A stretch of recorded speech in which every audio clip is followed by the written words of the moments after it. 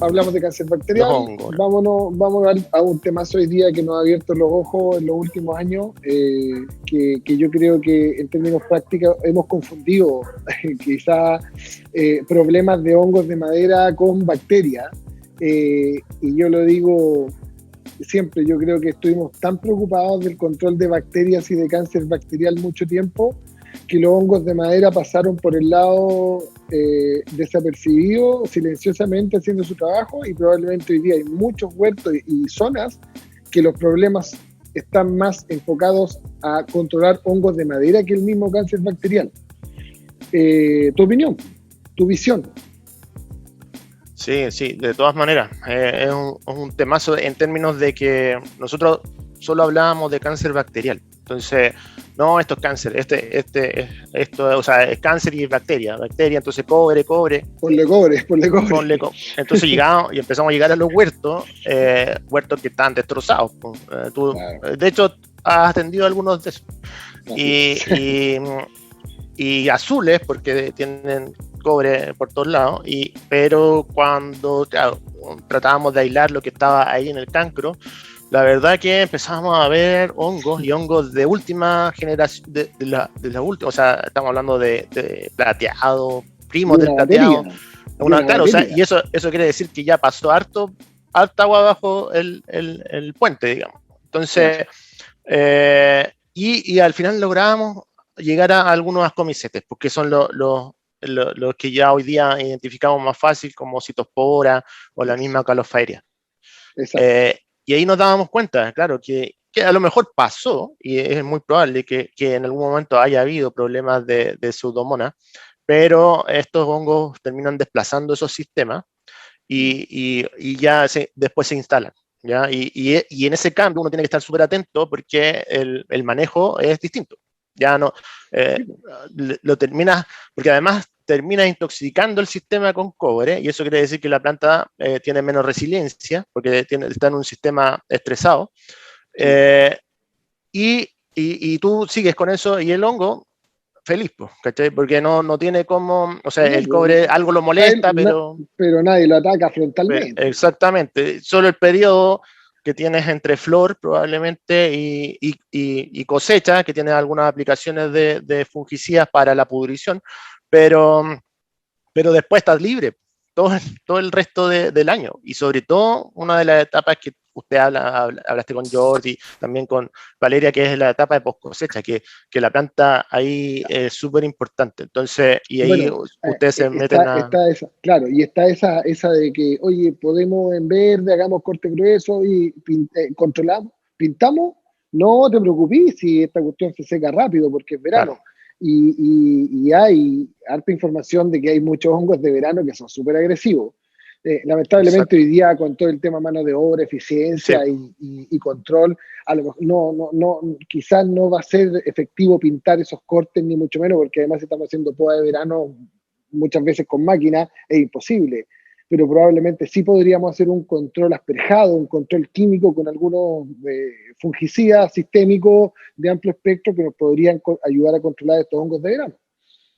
Sí, de todas maneras, esa es una de las cosas que vamos a empezar a probar. Bueno, tú ya también la hemos probado en esos huertos que son problemáticos, con baterías de fungicidas antiguos, no sé, pues como el Benomil o incluso el Captan, porque todos estos hongos, el Mancozeb, todos estos hongos son la verdad que se mencionan como patógenos débiles. Eso quiere decir que en términos y lo probó Cecilia, que trabajó con el equipo acá del laboratorio con sensibilidad fungicida, vimos Citospora, Calofaeria y otros más dentro del sistema, desde cerezo, y todos mueren con muy bajas dosis de fungicida, ¿ya? O sea, no es que uno observe una resistencia o que tenga algo intrínseco que lo deje sobrevivir en un ambiente. Entonces, claro, nosotros tenemos que saber cuándo, porque lo único que podemos hacer es bajar las poblaciones, al igual que el cobre lo hacemos con la bacteria, acá también. Nosotros lo que queremos hacer es bajar las poblaciones y bajar la probabilidad de que se infecte esa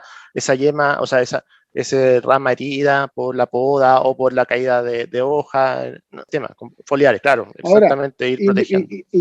claro, independiente de eso, Héctor, también es súper poco efectivo estas aplicaciones, ¿ah? Porque si tienes 25 cortes en la planta y se te quedaron 3 sin pintar, probablemente es lo mismo, ¿ah? El error, sí. Entonces, el error igual es importante. Yo te voy a recordar de unas fotos aquí que sacamos en algún momento, y esta es la típica sintomatología de hongo madera. Yo creo que eso es citospora, ¿no, Héctor? Sí, sí. Ahí de hecho había citospora, no, Sí, estaba media cubierta de otros hongos, pero adentro había citospora finalmente. Sí.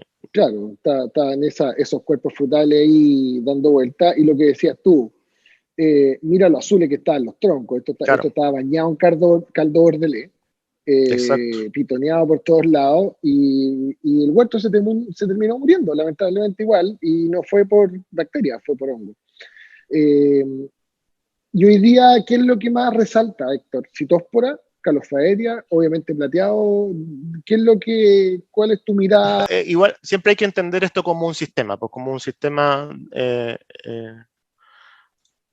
que va en pos de finalmente servirse a la planta. Pues los últimos hongos son los que ya degradan la madera propiamente tal y quieren llegar a eso. Generalmente uno o encuentra pseudomonas o encuentra citospora, ya cuando está viendo este tipo de cancro. Eso es lo más común.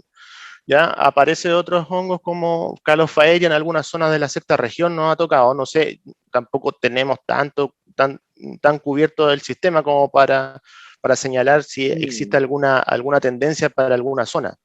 Pero ahí esperemos también todo lo que tiene que presentar en algún momento el profe Auger, a ver, desde sus catastros también en línea, entonces ahí vamos juntando información. Pero para nosotros, para lo que vimos en el proyecto que recién terminó, Citospora es el principal agente de destrucción, digamos, inicial. Pero la teoría, he visto también algunas teorías de otros patólogos, incluso en los años 80, que ya decían que Pseudomonas abría el camino y que probablemente después entraba Citospora. Y me hace mucho sentido, porque también tiene que ver con el clima. O sea, parte en la primavera, el invierno, Pseudomonas atacando, después Citospora, y hoy día estamos más expuestos a Citospora. ¿Por qué? Por las olas de calor y la radiación. Claro, Porque uno de las son hongos más adaptables a más temperatura, claro. Y una de las principales fuentes de infección que señala la literatura en Estados Unidos, que es donde más, en Washington y en todas esas partes que ha pegado fuerte, son las grietas causadas por la luz y el infrarrojo que quema. Entonces, y como tienen esta capacidad eventualmente no sé, un riego y genera liberación de esporas, colonizan muy fácil. Entonces, claro, y ahí uno empieza a armar el cuadro. Después llegan otros que hemos visto, otros faeráceas que aparecen también, pero ya ahí es porque ya está más debilitado el sistema.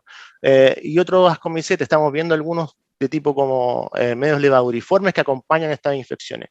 Y para terminar, ya cuando el huerto está realmente masacrado, digamos, es cuando vemos estos basidomicetes, las orejas de palo y todas esas cosas que porque podemos... ya están comiendo madera, pero se están dando un festín. Pues eso la ya están soltando, cuando claro. estamos, claro, cuando estamos viendo esos problemas, porque ya esta cuestión avanzó hace muchos años.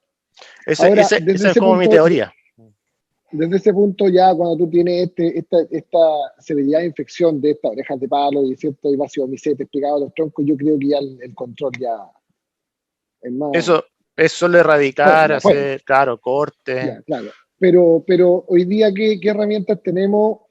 Según te voy leyendo y lo que hemos conversado también con otros especialistas, podemos utilizar alguna batería de fungicida sistémico, ¿cierto? Los triazoles. En los triazoles, en algunos casos súper antiguos, como tú decías, como el Benomilo, ¿cierto? Como el Captan, como el Mancozeb. en los momentos más importantes de infección de cada uno. En algunas zonas yo creo que rompimiento de brácteas, ¿cierto? Yema hinchada o estado de globo, es súper importante Sí, incorporar algunas aplicaciones de este tipo de fungicida. Claramente, cuando ya empieza la temporada, estamos en una metodología de control de hongos, pensando en hongos de flores o de frutas, ¿cierto? Que ya de alguna u otra forma creo que estamos cubriendo algo también. sí, de todas maneras. Pero algo que no hemos incorporado en la cabeza aún son el control de hongos de verano, de las infecciones de verano, ¿cierto? Y quizás, sobre todo en zonas de más humedad relativa, acompañado con altas temperaturas, debiéramos tener la precaución de utilizar algún tipo de herramienta de control química o química y biológica, ¿verdad? Sí, Como tú dices, aprovechando que estos hongos son de estos, entre comillas, blandos, ¿verdad? De fácil control para prevenir este tipo de cosas. Y en ese sí, sentido, pensando en productos, entre comillas, porque ya tenemos una batería de productos químicos que podrían funcionar, pero para los huertos que tienen una visión un poquito más ecológica o que se quieren ir transformando, no voy a decir orgánico, pero en un manejo más verde. ¿Por dónde va la vía? ¿Son los tricodermas? ¿Son otros tipos de... las mezclas, sí. Tricoderma de Bacillus, yo creo que es una Bueno, buena mezcla, tricoderma sí, básica. sí. Ya. O aplicar uno y después el otro, si es que estábamos aplicando Mm, en mm. formulaciones basadas en un activo. Pensando que Bacillus también podría ir a bacterias. Sí, sí, mira, y ahí también hay algo que entender. Con respecto al bacillus, cuando nosotros hacemos competencia, a diferencia de lo que pasa con los tricodermas, los tricodermas compiten súper bien contra todos estos hongos porque también son hongos de lento crecimiento, entonces se los comen en la placa, ¿ya? Es un poco más lento cuando están en la planta, pero también va a competir en ese sentido. Pero Sí.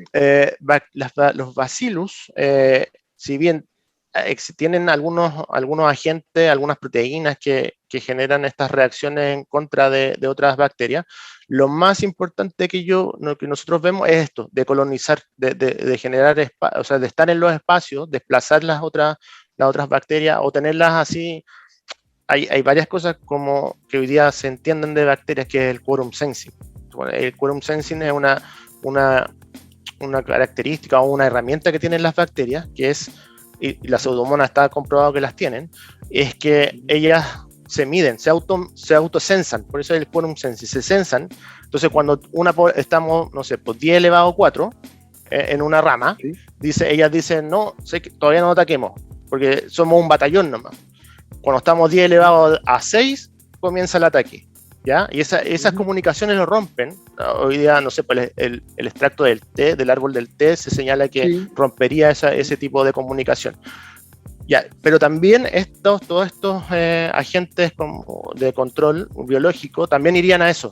¿Por qué? Porque disocian estos grupos y generarían un control alternativo, no solo como matándolas o consumiéndolas, que es como uno las piensa, Sí, lee control sí, biológico. claro. Entonces, Total. ¿y qué es lo que te dice eso? Que también tienes que hacer varias aplicaciones durante la temporada, ¿ya? Igual que los elicitores. Los elicitores también Correcto. tienen ese Correcto. que hay que mantener esa Sí, señal en el el tiempo. concepto de la bioestimulación. Son súper Exacto, buenos, son súper funcionales, pero duran muy poco en el tiempo. Por lo tanto, se basan en función de un programa de aplicación. Con una aplicación no va a exacto. hacer absolutamente nada.